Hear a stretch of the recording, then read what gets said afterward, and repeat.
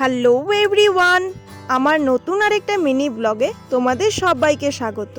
দুদিন আগে সন্ধ্যাবেলায় রেডি শেডি হয়ে মার সাথে চলে গিয়েছিলাম মাসির বাড়িতে।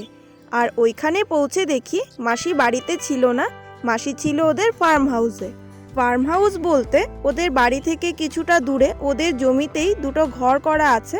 আর ওখানে কিন্তু ছাগল, মুরগি, গরু সব কিছুই আছে, মানে সব কিছুই পালে ওখানে।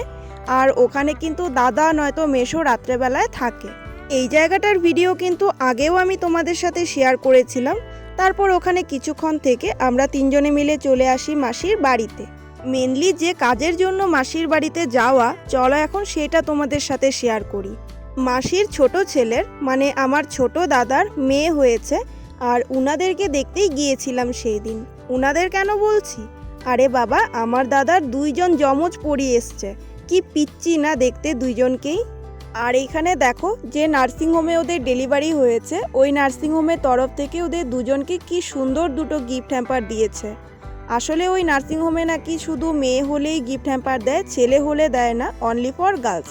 কিন্তু এই ব্যাপারটা আমার একটু অন্যরকম লেগেছে। যাই হোক, এটা আমার পার্সোনাল ওপিনিয়ন, সেসব বাদ দাও। তারপর ওদের সাথে বেশ কিছুক্ষণ সময় কাটিয়ে আমরা চলে আসি বাড়ির দিকে।